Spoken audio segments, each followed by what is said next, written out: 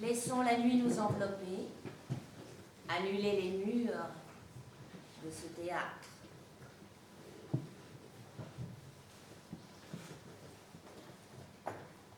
Tout est calme, nous sommes à l'abri, nos vies sont au vestiaire et nous laissent en paix pour un instant.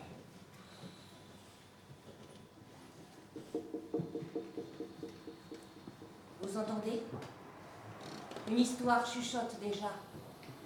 Elle nous atteint. Vous voyez?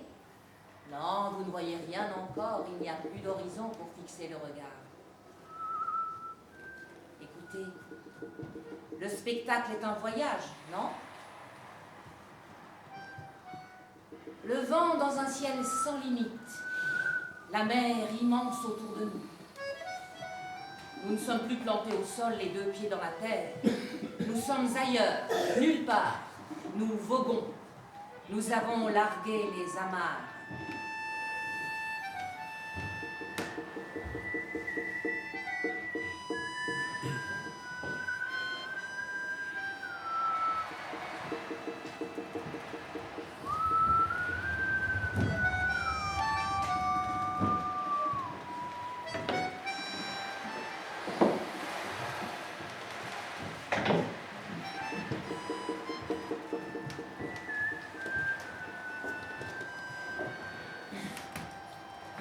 Comment raconter l'histoire d'un délire? Celui qui emporte les navires pirates prend naissance dans la nuit des origines, traverse toute l'histoire, s'éteint sur les grèves du siècle dernier, et cette mort est illusoire. Quelque chose de la terreur pirate continue de hanter la terre, non? Pirate. On dit le mot et aussitôt, il y a ceux qui voient l'aventure, les histoires hautes en couleurs qui nous fascinent dès l'enfance, la jeunesse, les premiers livres. Le pirate égale... Le hors-la-loi égale... Le rebelle égale... Le révolté. Éternel révolté. Aventurier sans scrupules. Gueux assoiffé de richesse. Ou précurseurs audacieux de société égalitaire.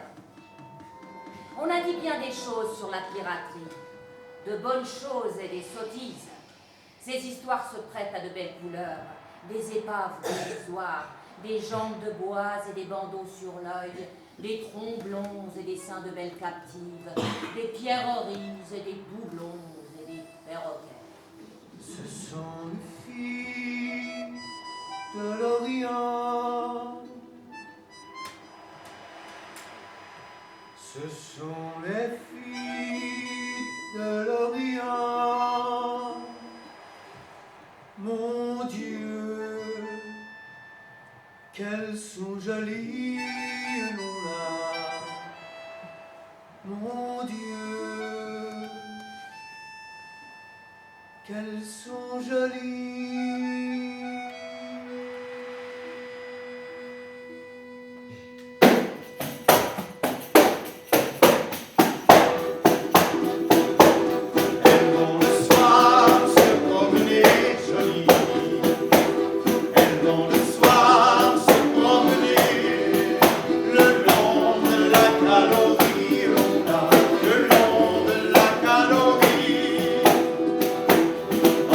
Gardant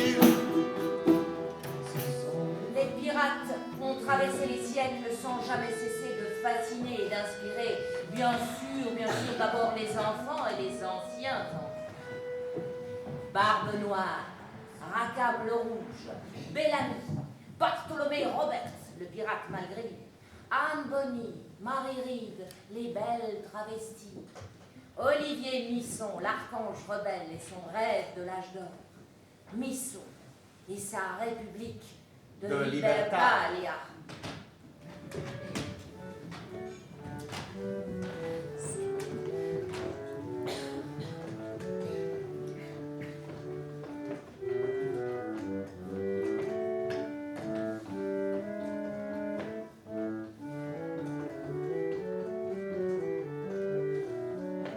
Ce cher capitaine Misson, sa vie est un roman, voyez-vous.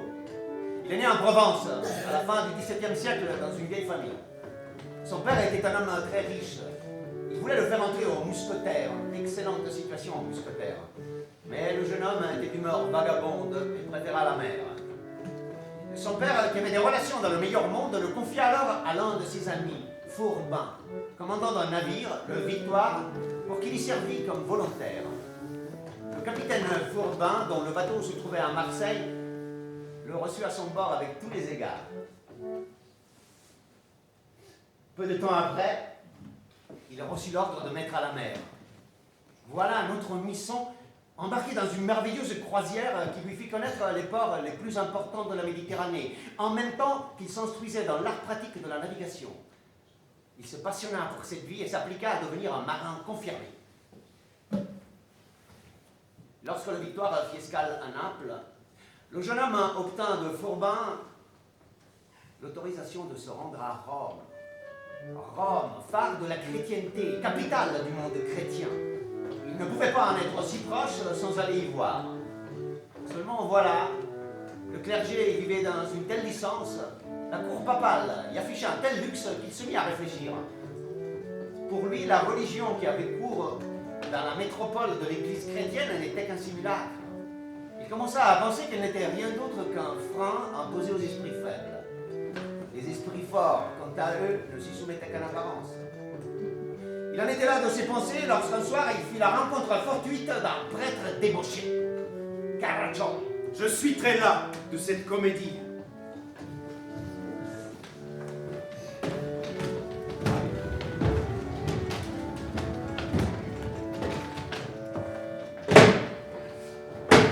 De toute cette hypocrisie. Allez, buvons! Je sauterai sur la première occasion de mettre bas les masques. Mes parents n'ont tenu aucun compte de mes talents, sans quoi ils m'auraient offert une épée plutôt qu'un chapelet. Mon jeune âge m'obligera à occuper une position subalterne de nombreuses années encore. Et je serai trop vieux, j'en ai peur, le jour où j'aurai toute l'attitude de jouir des plaisirs du luxe. C'est que, voyez-vous, mon caractère est malhabile à se restreindre. J'ai peur de ne pas savoir jouer assez bien le rôle qui permet d'arriver au moindre poste d'importance dans l'église. Trinquons! Dites-moi, comment vit-on à bord d'un navire?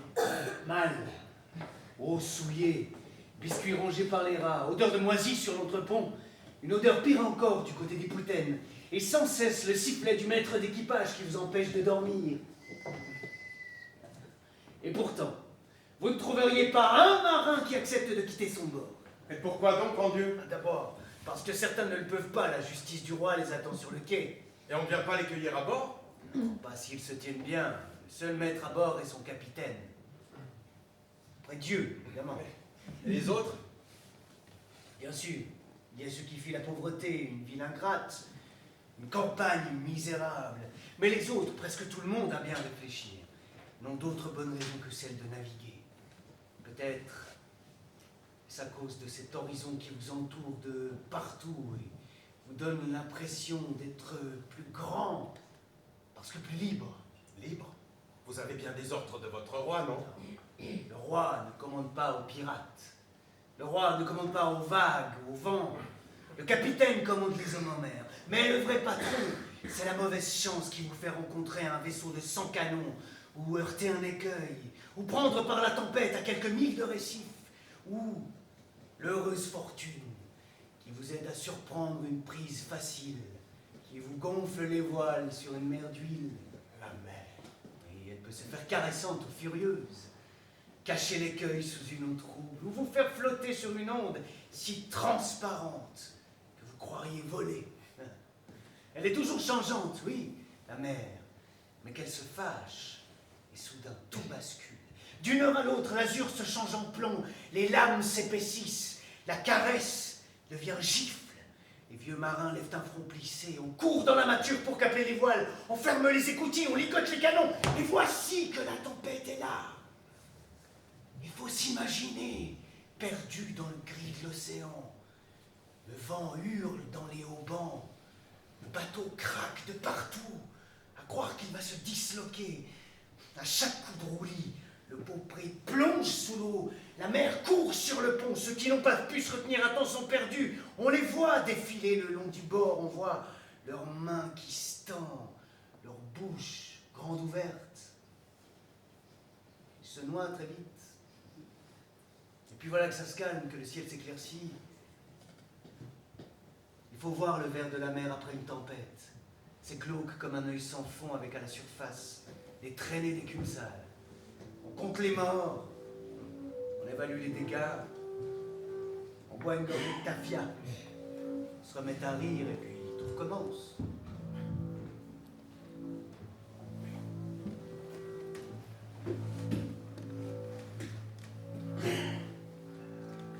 Et la mer et l'amour ont la mer pour partage.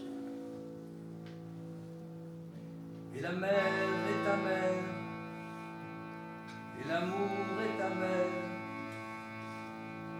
L'on s'abîme en l'amour, Aussi bien qu'en la mer.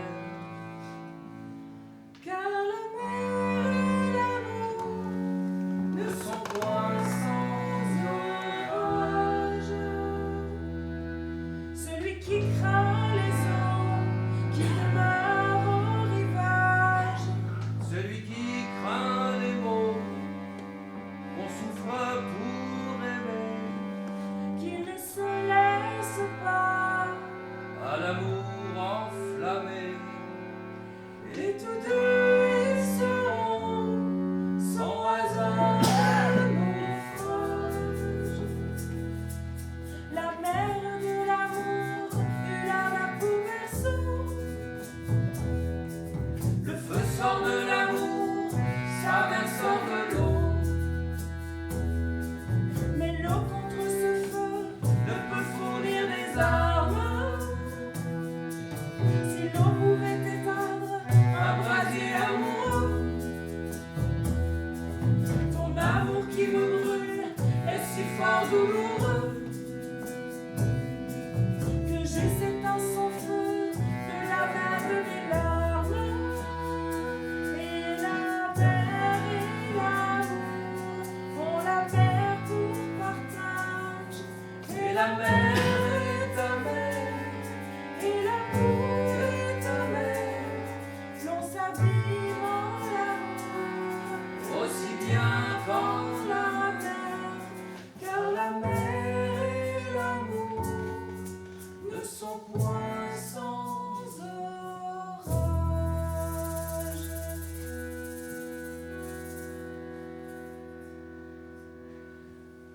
Cette nuit-là, sur les 10 heures, nous étions proches des îles et sur 20 brasses de fond, de manière qu'il était dangereux de tirer des bordées ou de mettre un panne à cause de la dérive. Par ailleurs, la mer était lisse, avec une houle aussi douce que le sommeil d'un enfant. Je fis tomber l'ancre et amener la vergue, et tout le monde descendit dans la chambre. On étendit les paillasses.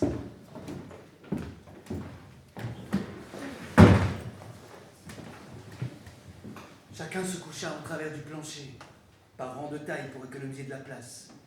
Le plus petit près de la contre-étrave, le plus grand à côté du mât. Troisième de ce côté-là, je me trouvais sous l'écoutille dont le panneau était à moitié ouvert. Et je voyais au-dessus de moi l'antenne avec sa voile carguée, brochant sur un ciel bleu-vert, frémissant d'étoiles. Il y eut pendant quelques minutes des grognements, des rires, des jurons. Puis le sommeil s'empara des compagnons l'un après l'autre.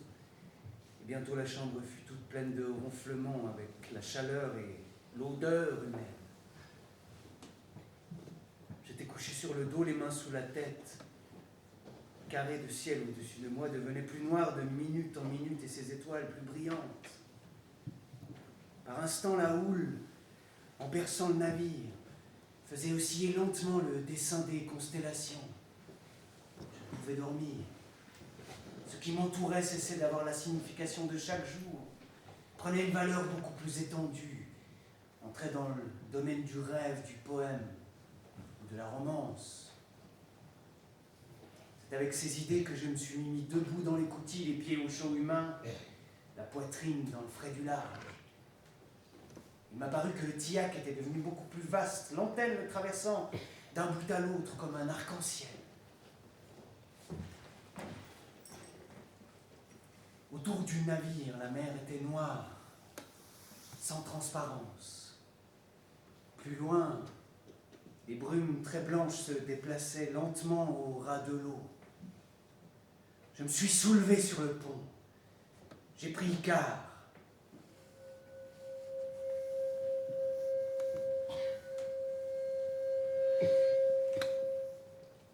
Je n'étais plus un matelot de veille attentif à ce qui peut venir de l'ombre. Quand je levais les bras, j'entrais dans les étoiles et je les retirais tout couverts de pellicules brillantes. Et pour la mer, je descendais en spirale dans des vallées d'une incroyable profondeur où se balancent des fleurs et des ramures animales.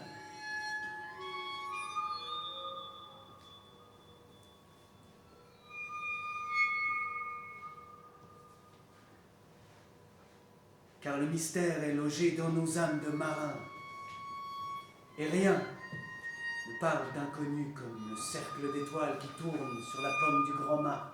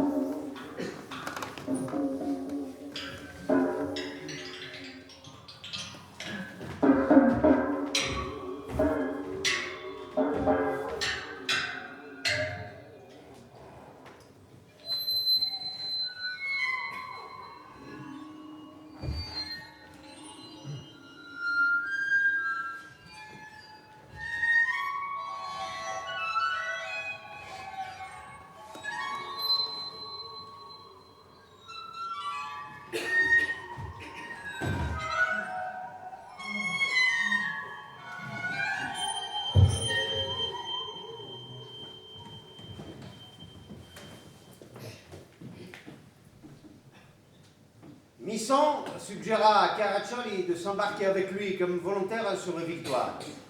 Le prêtre bondit sur la proposition et jeta son froc aux orties.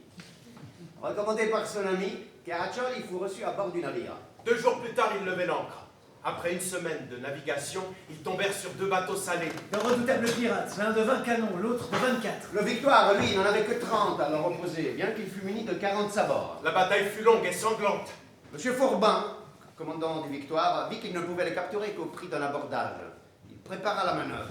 Le signor Caraccioli et Misson furent les premiers à sauter à bord dès que l'ordre en fut donné. Misson vilain des vents pour bondir dans la cale par l'écoutille centrale pour s'engouffrer jusqu'à la Sainte-Barbe, une allumette enflammée à la main. Se doutant de ses intentions, il se précipita vers lui et... Cela l'abattit d'un coup de sabre au moment où il allait mettre le feu aux poudres. Comme les assaillants continuaient de déferler du Victoire, les pirates abandonnèrent les ponts. leur résistance étant devenue vaine, et coururent s'abriter, qui dans la cuisine, Qui dans la cabine du pilote? Qui dans une autre? certains se ruant même à fond de cale. Les Français leur firent quartier et se contentèrent de les emprisonner à leur bord.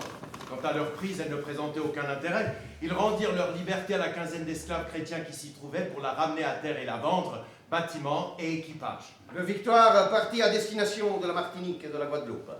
Leur traversée ne fut marquée d'aucun incident particulier.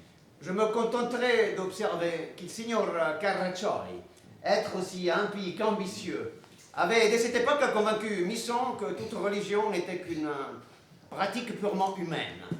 Que Moïse, dans son récit de la création, s'était rendu coupable d'erreurs grossières. Que les miracles, tant dans l'Ancien que dans le Nouveau Testament, contredisaient la raison. Que Dieu nous avait donné sa bénédiction pour que celle-là contribuât à notre bonheur présent et futur, et que tout ce qui s'y opposait devait être réputé faux. Il attaquait parfois la question politique avec véhémence. L'homme est né libre. Il a le droit au minimum indispensable pour vivre, autant qu'à l'air qui lui permet de respirer. Soutenir le contraire, c'est accuser la divinité de cruauté et d'injustice, car elle ne met personne au monde pour qu'il y passe une vie de pénurie dans l'attente accablée d'une nécessaire subsistance. L'immense différence qui existe entre l'homme qui se vautre dans le luxe et celui qui se voit plongé dans la misère la plus noire résulte seulement de l'avarice et de l'ambition pour une part et d'une suggestion misérable pour l'autre. Caraccioli traitait souvent de ces sujets. De plus, il revenait fréquemment à la charge auprès de Misson afin de le convaincre qu'il leur fallait agir pour leur propre compte. Il était tout aussi ambitieux et non moins résolu. Tous deux avaient appris l'art de la navigation et se trouvaient parfaitement capables de diriger un navire. Un accident se produisit bientôt qui devait lui permettre de mettre ses plans à exécution. Ils étaient partis croiser à la Martinique quand ils tombèrent sur le Winchelsea, un vaisseau de guerre anglais de 40 canons commandé par le capitaine Jones. Deux navires se dirigèrent l'un sur l'autre et un vif combat s'ensuivit. La première bordée tua le capitaine du Victoire, son second et les 3 lieutenants. Misson s'empara du sabre du capitaine et ordonna à Caraccioli de remplir le rôle de lieutenant. S'encourageant mutuellement, ils combattirent leur assaillant pendant 6 sabliers. Soudain, par un hasard inexpliqué, le Winchelsea explosa, tuant tous les hommes qui se trouvaient à bord. Personne ne savait ce qui avait causé la perte du Winchelsea. Sa proue échouée sur la côte d'Antigua quelques jours après une forte tempête avait fait croire à un naufrage. Oui, silence!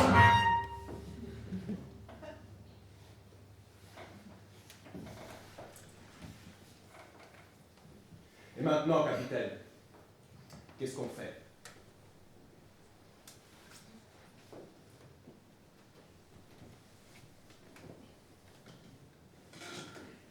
Qu'est-ce que vous voulez au juste?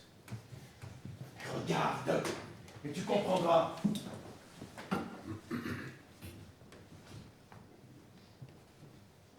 Alors? On sait pas, mais on ne veut pas rentrer à l'Orient.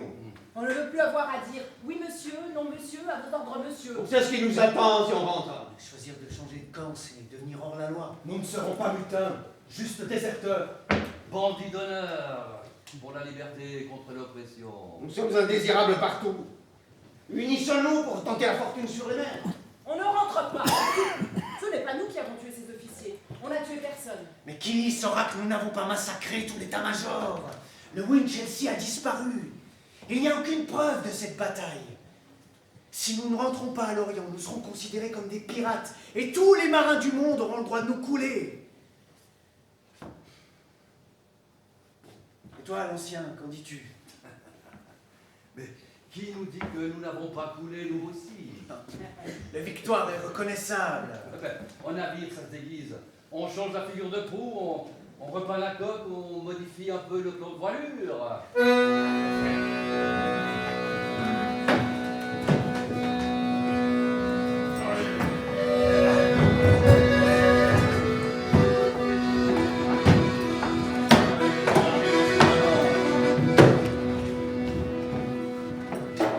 The sun came up on the Spanish Sea, our homeland far behind us.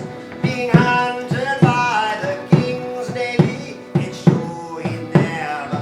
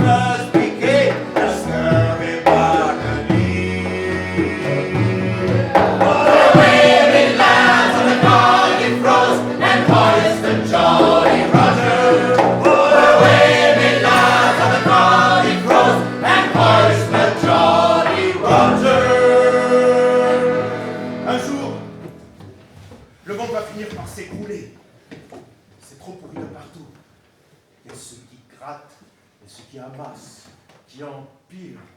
Il y a ceux qui jouissent. Ouais, qui jouissent. Ça se voit à leurs yeux, à leurs mains, d'être capables de faire trembler les foules, de la jeter à leurs genoux, parce qu'ils ont la magie du verbe et la puissance du geste. Et dire qu'ils se permettent d'excommunier les comédiens. Si le monde nous fait la guerre, comme l'expérience peut nous le laisser penser, alors la loi naturelle ne nous donne pas seulement licence de nous défendre, mais aussi d'attaquer. Notre cause est brave, juste, innocente et noble, car elle se nomme liberté. Adeo libertate, par Dieu et par la liberté! Mais je crois qu'on va pas s'ennuyer avec toi, hein. Je crois que j'en suis juste pour le plaisir de voir ça. Vive le capitaine Bisson et son lieutenant! Je déclare la guerre aux puissants, aux monarques et aux tyrans, et à tous ces chiens rampants qui acceptent d'être gouvernés par les lois que les riches ont faites pour leur propre sécurité. Car ces corps de petits chiens n'ont pas le courage de défendre autrement ce qu'ils ont gagné par leur friponnerie. Qu'ils soient damnés, ces gredins au cœur de poulet. Qu'ils nous vilipendent, ces canailles, alors qu'entre eux et nous, il n'y a qu'une différence. Ils volent les pauvres en se couvrant de la loi. Oui, mon Dieu, alors que nous allons piller les riches sous la seule protection de notre courage. Nous sommes des gentilshommes de fortune. Tous les biens du capitaine défunt et ceux des officiers doivent être partagés. Oui, quant à l'argent, on le mettra dans un coffre et tous les membres de l'équipage auront une clé. Tout doit être à tous.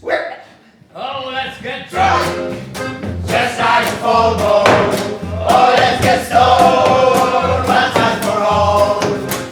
Powder, powder on my mind. What's the matter in the sky? The king is dead, oh mama, oh, the king is dead, oh mama say. Oh, damn! The king! Up the bird into the sky. Queen, free the snake! And set the fire to the jail! Fuck off your royalty! Listen, laugh, miserere. Oh, it was Yours, and now it's mine. Now it's time and pouring wine. Hangers, bags full of bills, bumping, rolling down the hills. And I'll be counting up to one, and I'll be counting up to one.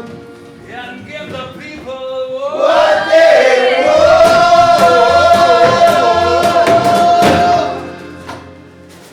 Mais il leur faut des règles pour vivre ensemble, pour inventer leur vie ensemble. Allez, Johnson, ouvre la chasse partie.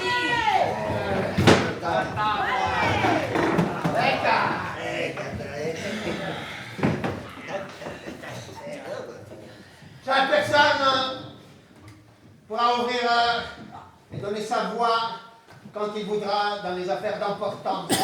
Il aura le pouvoir de se servir quand elle voudra des provisions et des liqueurs fortes nouvellement prises, à moins que la disette n'oblige le public d'en disposer autrement.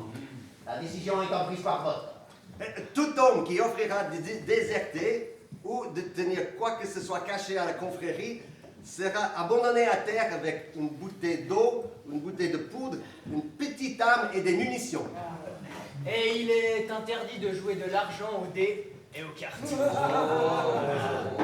lumières et les chandelles doivent être éteintes à 8 heures du soir. Tous ceux qui voudraient boire passer cette heure devront le faire sur le pont sans lumière. Attends, à moi, celui ou celle qui brisera ses armes ou qui fumera du tabac dans la cale sans avoir mis une pipe à sa garde ou qui transportera une chandelle allumée en dehors d'une lanterne se verra appliquer la loi de Moïse, soit 40 coups moins 1 sur le dos nu. Et personne ne doit se battre à bord du navire. Toute querelle sera vidée à terre de la manière qui suit, à l'épée ou au pistolet. Les hommes étant préalablement placés dos à dos feront volte-face au commandement du quartier-maître et feront feu aussitôt. Si l'un d'eux ne tire pas, le quartier-maître fera tomber son arme. Si tous deux manquent leur cible, ils prendront leur sabre et celui qui fera couler le sang le premier sera déclaré vainqueur. Celui ou celle qui devient infirme ou qui perd un membre au combat recevra 800 pièces de 8 sur la caisse commune. Et en cas de blessure moins grave, il recevra une somme proportionnelle. Si à un moment quelconque vous vous trouvez en présence d'une honnête femme, tout homme qui voudrait la contraindre sera immédiatement mis à mort. Les musiciens auront le jour de repos, le droit de se reposer le jour de sabbat. Tous les autres jours de repos ne leur seront accordés que par faveur. Nous allons passer au vote. Que celles et ceux qui acceptent ces règles lèvent la main. Que celles et ceux qui sont contre lèvent la main. La chasse partie à ratifier à l'unanimité.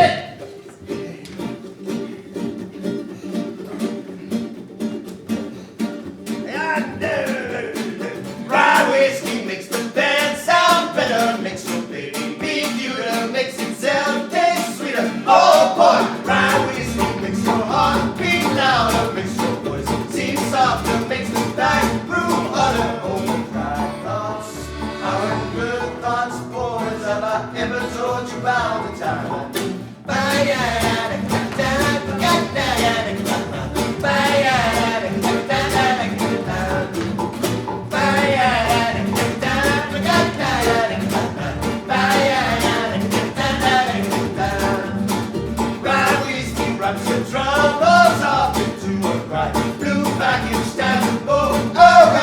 Oh boy, just rolling on the pine in the corner, see you're not alone in not being alone tonight, but right love isn't good love, boys. Have I ever told you about the time?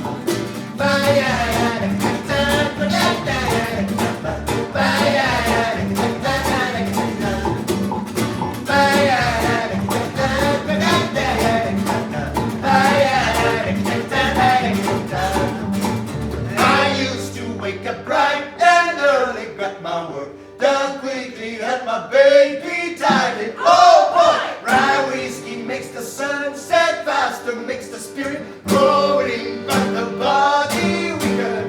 Rye sleep isn't good sleep, boys. Have I ever told you about the time I took you and took her for granted? How I took you and took her for granted.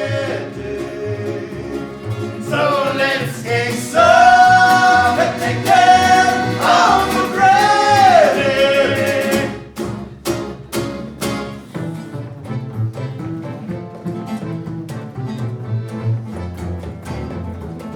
Oh, girl!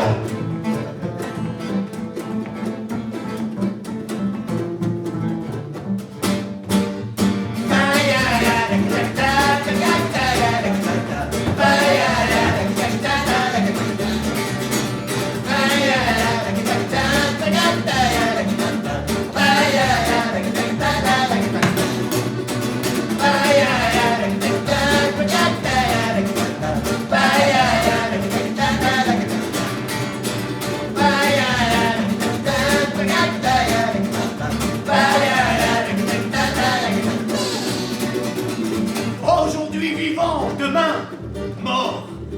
Peu nous importe d'amasser ou de ménager. Nous ne comptons que sur le jour que nous vivons et jamais sur celui que nous allons vivre. Ouais! Fini la manitude!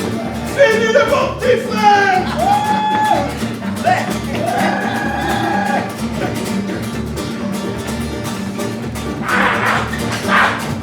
Maintenant vous allez m'écouter! Nous allons partir vers des zones neuves, là où il y a encore des terres à prendre, des endroits peu connus, où il y a encore des peuples qui vivent innocents comme au premier jour. Ça existe.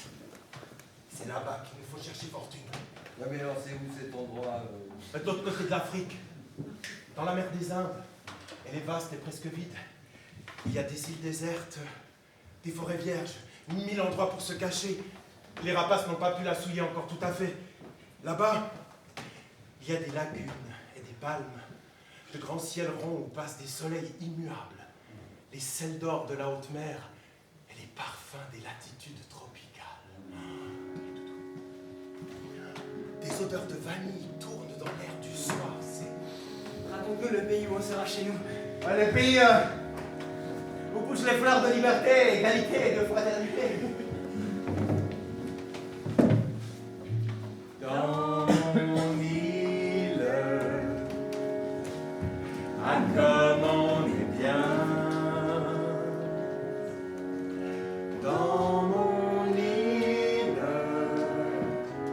on ne fait jamais rien.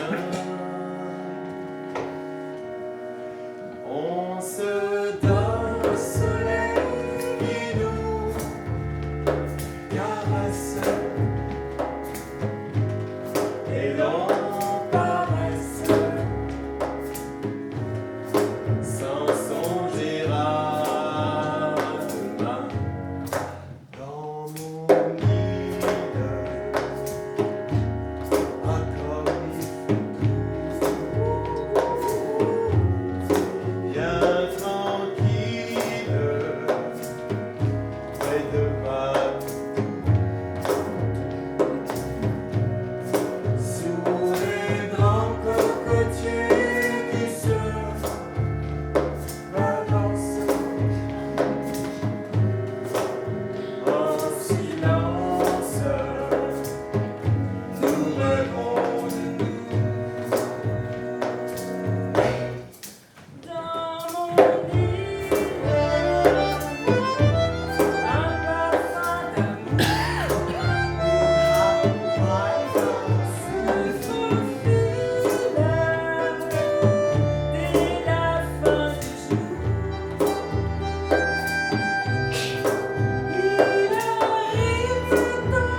ses bras,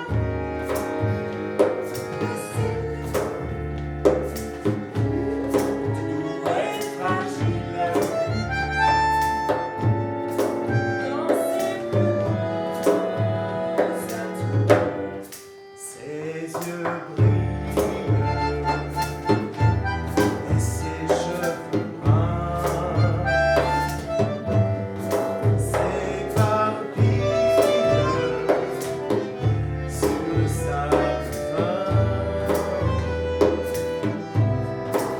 Et nous jouons au jeu d'Adam et Ève. Je fascine, ils nous ont appris qu'à notre île, c'est le paradis.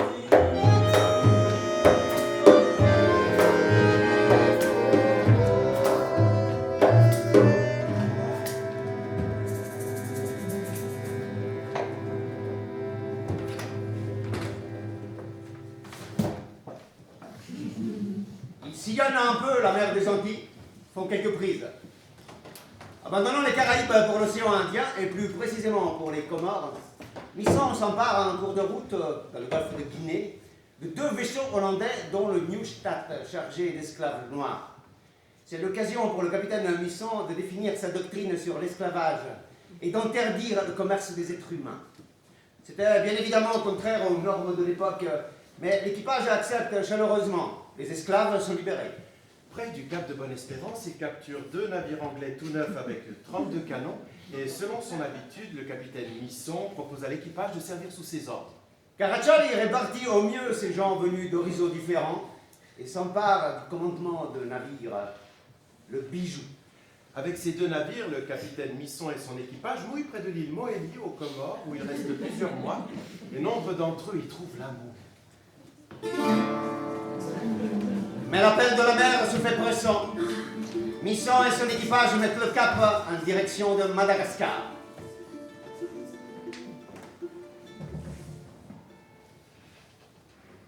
The leading lights of the age all wondered amongst themselves what I would do next. After all that I'd found in my travels around the world, was there anything left? Gentlemen, I said, I've studied the charts, and if what I'm thinking is right, there's another new world at the top of the world for whoever can break through the ice. And I looked round the room.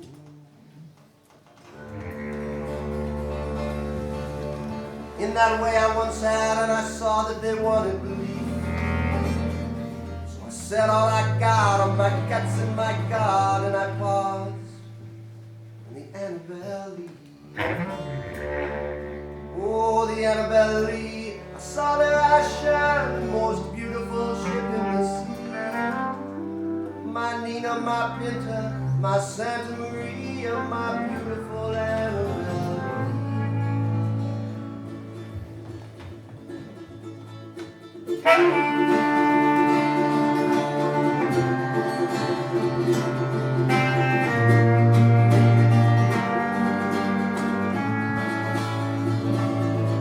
That spring you set sail, the crowds away from the shore, and on board, men wave their hats.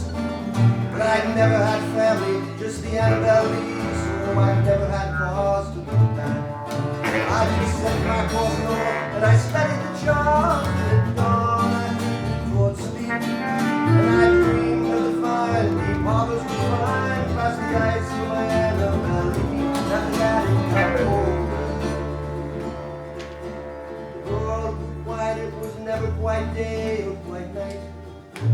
Sky turned the color of sea, turned the color of sky, turned the color of ice. Till the last all around us was fastness, one vast glassy desert of arsenic white. And the waves that once lifted us sifted instead into drifts against Annabelle's side, and the crew gathered closer. Thirst for the warm, but each morning would bring a new set. Tracks in the snow leading over the edge of the world, I'm the only one left. Then it gets cloudy, and it feels like I lay there for days and maybe for months. How that Annabelle held me, the two of us happy, just to think back on all that we've done.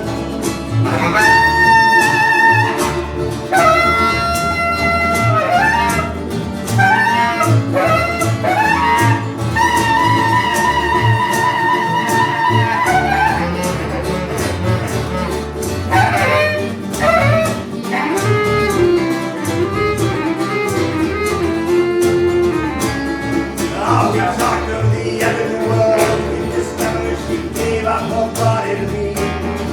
And as I chalked up her veins, there particular I told her of all that we still had to see. As the frost turned her mornings, the night chill, and the wind lashed the sides in the cold, I burned her to keep me alive every night in that loving embrace of the cold. But I won't call it rescue. You brought me back here to the old world to drink and decline. Pretend that the search for another new world was well worth the burning of mine. Sometimes at night, in my dreams comes the singing of some unknown tropical bird. And I smile in my sleep, thinking Annabelle Lee's finally made it to another new world. Yeah, sometimes at night, in my dreams comes the singing of some unknown tropical bird. And I smile in my sleep, thinking Annabelle Lee's finally made it to another new world.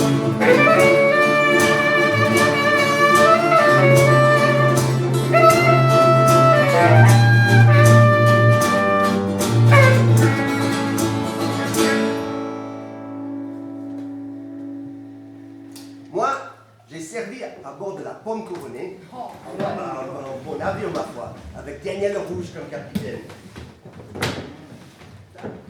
Nous menions joyeuse vie, gaspillons sur terre tout ce que nous avions gagné sur la mer. Alors quand l'argent commençait à laisser voir le fond des bourses, que les caisses à se vider, nous repartions en mer à la recherche d'une nouvelle prise. Et on commençait à s'amuser. Ah bah alors, s'il s'agit de s'amuser, j'ai ce qu'il vous faut. L'histoire du grand chasse-foutre, vous connaissez? C'est une histoire fameuse dans la flibuste.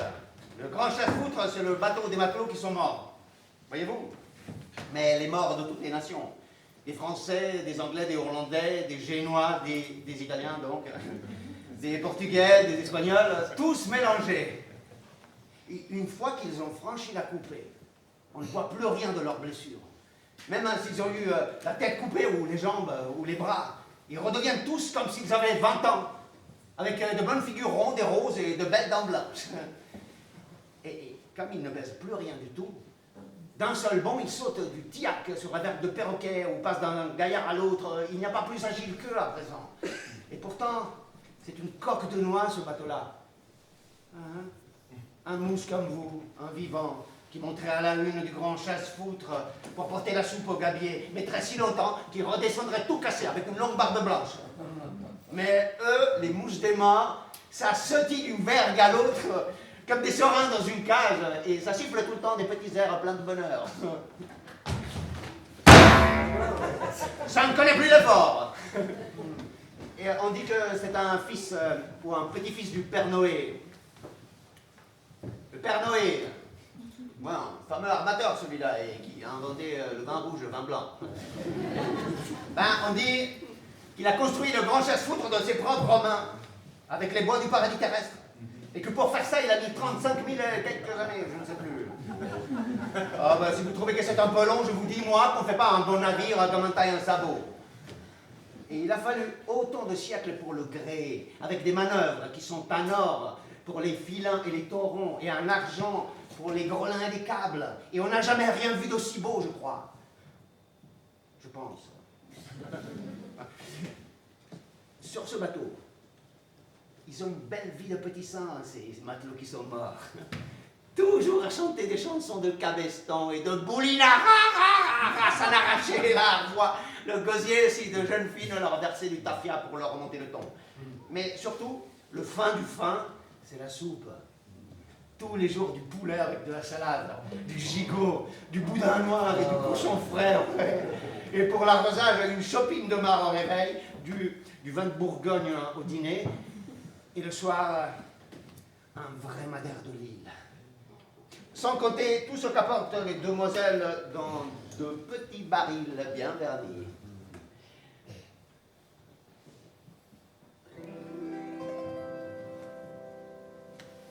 Les sirene che parlano di te, quello di ieri come fosse per sempre. Le sirene non hanno coda né piume, cantano solo di te. L'uomo di ieri, l'uomo che eri, a 2 passi dal cielo, tutta la vita davanti, tutta la vita intera, e dicono fermati qua. Le sirene ti assalgono di notte, create dalla notte, han conservato tutti i volti che ha amato e che ora hanno le sirene e ti ricantano in coro e non sei più solo. Sanno tutto di te, è il meglio di te, è un canto di sirene e si sente nel rimpianto di quanto hai mancato, quello che hai intravisto e che non avrai, loro te lo danno solo col canto, ti cantano di come sei venuto dal niente e niente sarai.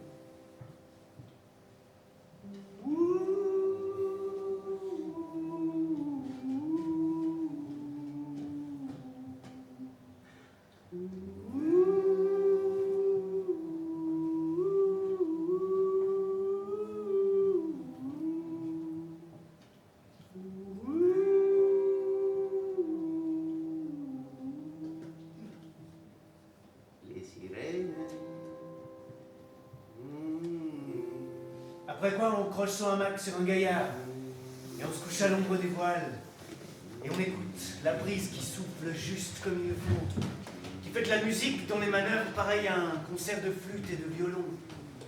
De temps en temps, on se lève pour aller prendre du tabac dans une pleine barrique grosse comme un galion à l'entrée de la grande écoutille, et on retourne se coucher sur le dos, et on souffle la fumée devant soi. C'est elle qui fait ces gros nuages ronds et violets qu'on voit quelquefois au bout de la mer le soir des jours d'après la pluie. Et on s'en fiche pas bien mal du début et de la fin. Et tout le reste.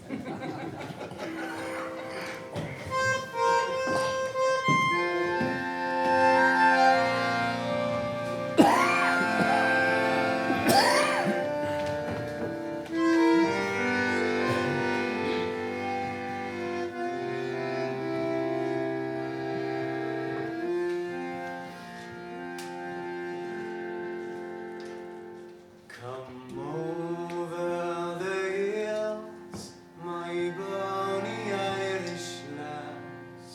Come over the hills to your glory. You choose the road, love, and I'll make the vow, and I'll be your true love forever.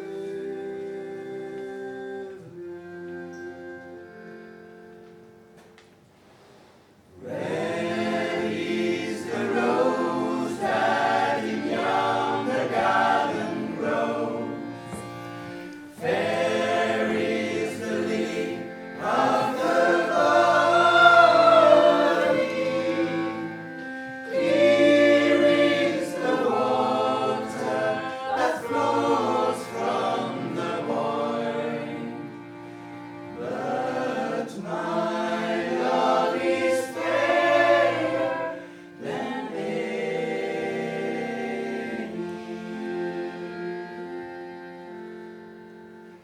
'Twas down by Killarney's green wood that we strayed, where the moon and the stars there were shining. The moon shone its rays on the locks of golden hair, and she swore she'd be my love forever.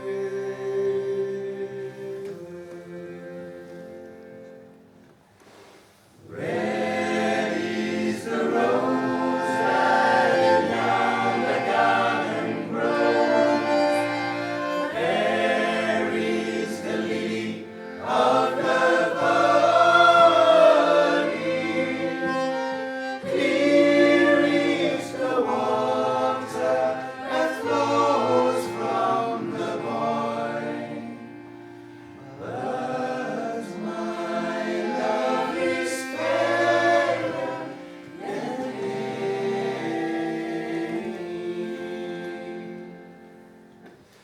It's not for the parting that my sister paints. It's not for the grief of my mother. 'Tis all for the loss of my bonny Irish lass, that my heart is breaking forever.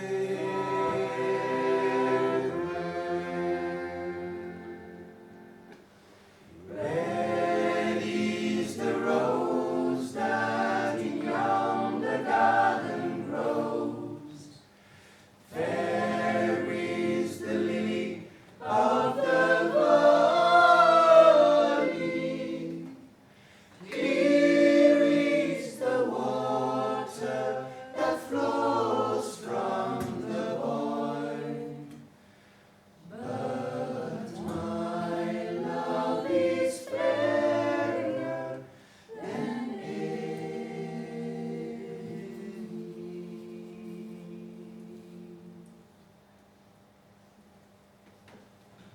Terre!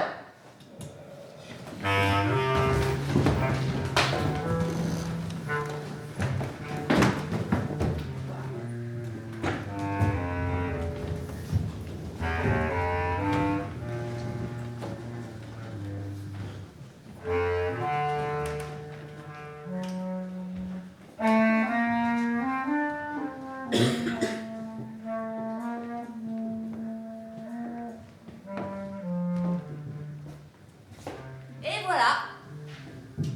C'est ici, enfin, que commence l'histoire de Libertalia. Vers les années 1685, ils aperçoivent la côte de Madagascar, sombre, bosselée de collines et tapissée d'une végétation épaisse.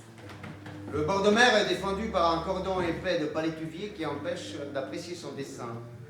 Un peu plus au sud, l'océan est piqueté de quelques îles bordées de puissantes falaises. Il ne trouve que le faux creux, le semblant d'estuaire. Il longe la côte au nord, et après 6 jours, il découvre une baie au nom suave, Diego Suarez. Le Redon pirate, bercé par les embruns et les vapeurs de Rome.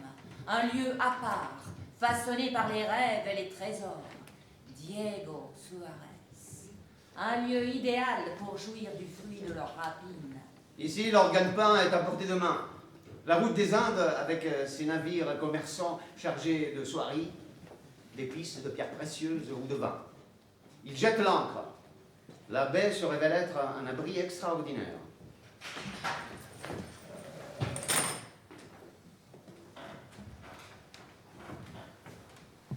Ça a l'air bien désert. C'est vraiment un bel endroit. Les amis, je vous le jure, même une flotte entière ne parviendra pas à forcer nos portes. Quel spectacle! C'est tout à fait breton, ça. Qu'on nous laisse le temps de nous installer. Et plus personne ne pourra nous chasser d'ici. Ah, c'est trop beau. Le fond de la vallée est trop humide pour que nous y logions. En revanche, là, le plateau sur la colline est tout à fait convenable. Il est protégé des 2 côtés par des ravines. Il domine le port tout en restant à l'abri des grands vents et des regards. Et les autres collines le surplombent en cas d'attaque terrestre. Non mais qui nous attaquerait par la terre. Les palissades et les canons, c'est pas fait pour les cochons. L'île semble offrir tout ce qui est nécessaire à la vie. Les mers qui l'entourent sont poissonneuses. Notre cause est brave, juste, innocente et noble, car elle se nomme Liberté! Dites, les gars, c'est sûr qu'on est vraiment tout seul?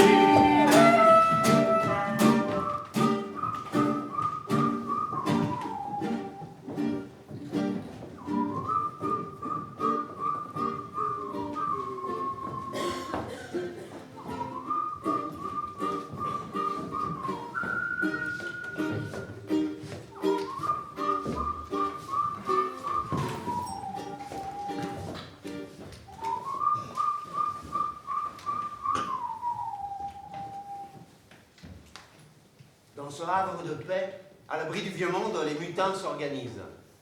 Chaque groupe de 10 personnes élit un représentant à l'Assemblée constituante chargé de voter des lois. Tout est mis en commun. Les butins sont partagés.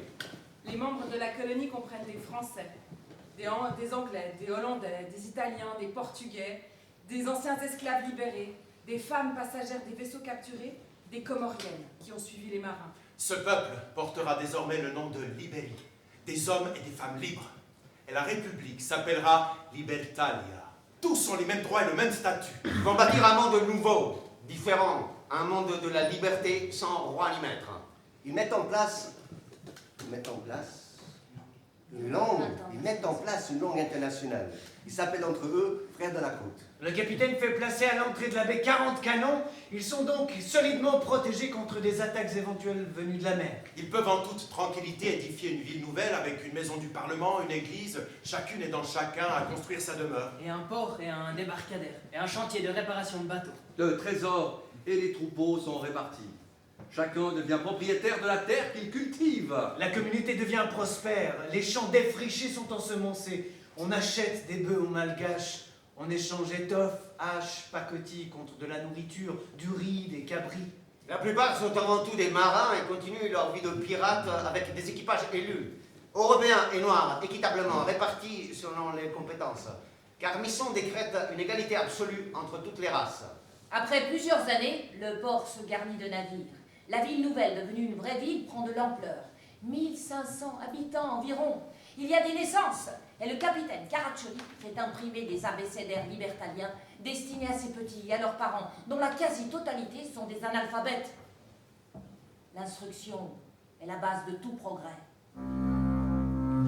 There's a tattoo man with a caravan. He's got tales to tell from a faraway land. With both king and nobleman in the ground. Liberty Town. Every way, melody, no way alone, when speech is free and socially the grand Liberty Town. Beyond the docks and smuggle stairs, there be a ship that will take them to the run for a mother here in the grand Liberty Town. Land of the free, libertad.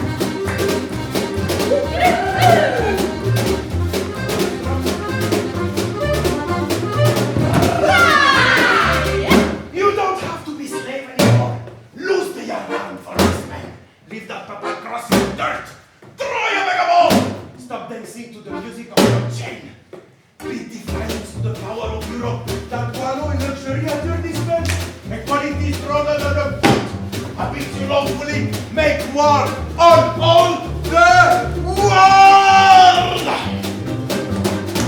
What mine is yours and yours mine, shining red and white, don't like a girl from these ones in the ground. Liberty Town, land of the free, Libertalia,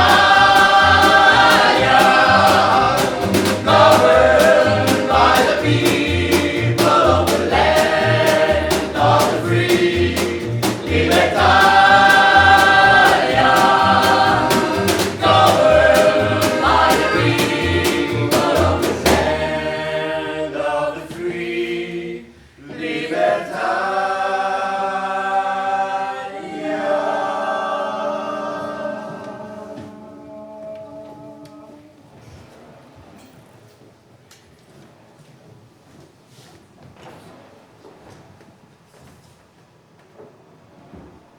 Mais un jour, la forêt en arrière de la ville retentit de 1000 bruissements. Des yeux et des oreilles exercés remarquent la fuite des oiseaux, l'inquiétude du bétail. Tous les regards sont tournés vers Libertalia, les lois de Libertalia. Les canons de Libertalia. À l'orée de la forêt, les Malgaches sont prêts. Le neveu du roi de la tribu d'Antakaras est un grand guerrier qui a su réunir les autres tribus en faisant miroiter la richesse de la colonie. Il sait par des espions qu'il a envoyé faire du commerce avec les Libertaliens que tous les navires sont partis en mer, que la ville a beaucoup moins d'hommes. Chacun va qu'à sa tâche quand soudain le canon tonne. Ce n'est pas midi, c'est l'alarme. Tous bondissent vers la mer. La baie est vide, les cris viennent d'ailleurs. Les Malgaches, comment ont-ils fait pour approcher sans être vus? Toutes les hauteurs en sont couvertes. Ils sont des milliers et aujourd'hui ils ne viennent pas pour négocier. Les Libertaliens sont surpris. Pas un canon tourné vers la terre pour protéger la colonie. Et voici que les Malgaches attaquent avec une telle force qu'ils semblent pouvoir tout renverser. L'ennemi est bien plus nombreux qu'eux et son effet de surprise a été savamment calculé. En déboulant partout à la fois, ils ont désorganisé la défense que les Libertaliens ont délaissée du côté de la forêt. C'est la débandade. Les fuyards se mettent à courir vers les navires. À bord, ils sont en sécurité. Les maisons brûlent, l'île est en feu. 2 navires réussissent à mettre les voiles en emportant quelques braves menés par Misson et une partie du trésor. Dans la nuit, la colonie est entièrement détruite et pillée.